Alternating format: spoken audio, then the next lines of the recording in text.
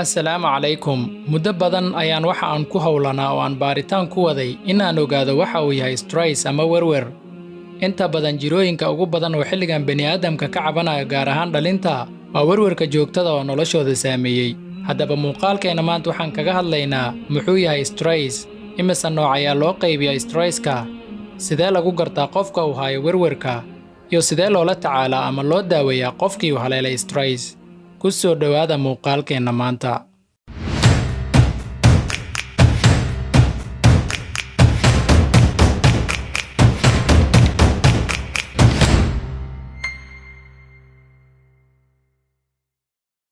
Waa maxay stress ama werwer? Werwerka ama stressku waa inay maskaxda dareento cadaadis.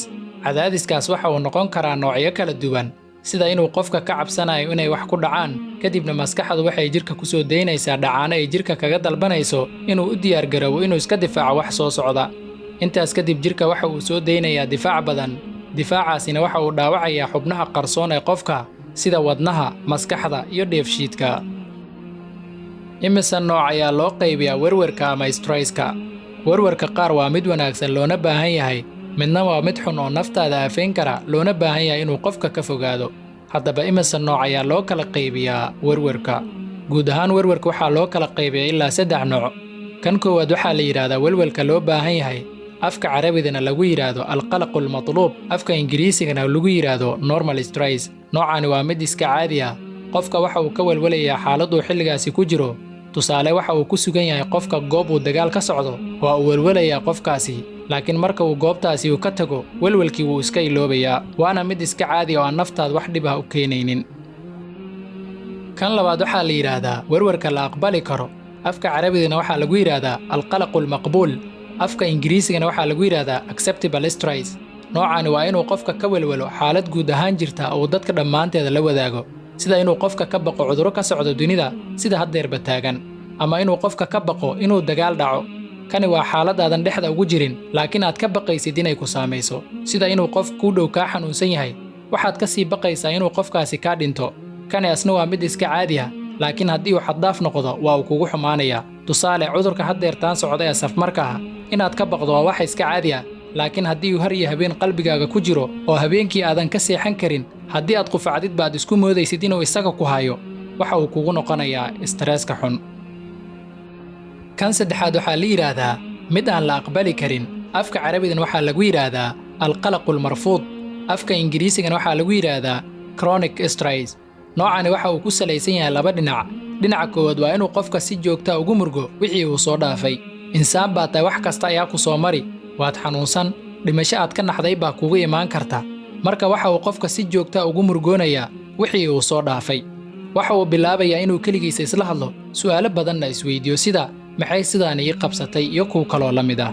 Dhinaca labaad waa inuu qofka ka welwelo waxa soo socda mustaqbalka, inuu qofka isweydiiyo maxaa dhici doona, yacni qofka waxa uu isku dayayaa inuu ogaado wax ku dhici doona mustaqbalka. Intaas kadib qofka waxaa soo fuulaya culeysyo badan, waxa uuna bilaabayaa inuu isweydiiyo su'aalo kale. Calaamadaha lagu garto qofka uu hayo stresska ama werwerka. Waxaa jira calaamado badan oo lagu garan karo qofka uu stresska hayo, laakiin waxaan kuu tirin doonaa kuwa ugu caansan. Miisaanka qofka oo hoos u dhaca weliba muddo gaaban, hurdo la'aanta, diiqad badan, murqo xanuun joogto ah iyo daal aan dhammaan, hadallo kulkul ama dabeecad xumo, niyad jab ama depression, dhiigga oo kor u kaca halisna uu ugu jiro qofka inuu ku dhaco dhiigkar, cunto xumo ama qofka oo aan waxba cuni karin, hadallo isdhaafsan uu qofka ku hadlo xilliga uu hadlaayo, culeysyo uu ka dareemo qofka dhanka wadnaha. Sidee loo daaweeyaa ama loola tacaalaa stresska ama welwelka? Waxaa jira 3 xaaladood uu qofka werwerka haya ku dhex jiro. 3doodaba waxay u dhiibtaa midba midda ka dambaysa. Tan ugu horreysa waxaa la yiraahdaa murugo. Waana mid iska caadi ah, qof kasta ayaa murga, laakiin murugada haddii ay badato waxay isku beddeshaa cabsi. Cabsiduna waxay keentaa hurdo la'aan, wadna garaac zaa'id ah. Qofkana waxa uu u gudbayaa xaaladda ugu dambaysa oo stresska gaarsiin kara oo loo yaqaano depression ama diiqad. Diiqaddu waa nooca ugu dambeeya uguna xun uu ku gaarsiin karo stresska. Waa inuu qofka niyad jabo uu noloshana ka dhaco. Haddaba sidee loo daaweeyaa werwerka intuusan ku gaarsiin depression ama diiqad? Waxaad stresskaaga ku daaweyn kartaa ama aad isaga xakameyn kartaa 10 qodob ayaan kuu tirin doono. dikriga Ilaahay badi. Allah subxaanahu wa tacaala waxa uu yidhi alaa bidikri illaahi tatma'innu alquluub, oo micnaheedu yahay dikriga Ilaahay waxaa ku xasila quluubta. Nambarka 2 5 salaadood xaji oo si joogto ah u duko. Nambarka 3 geesinimo muuji oo go'aan ka qaado waxa aad ku welwelaysid. Nambarka 4 saaxiibada aad jeceshahay waqti la qaado oo kelinimada iska yareey. Nambarka 5 sidoo kale akhri ducada rasuulka sallallahu alayhi wasallam uu subax walba akhrisan jiray oo ahayd Allaahumma innii acuudu bika min alhammi walxusni. Ilaahay waxaan kaa magan galayaa hamiga iyo murugada. Nambarka 6 si joogto ah u sameey jimicsiga ama exercise-ka.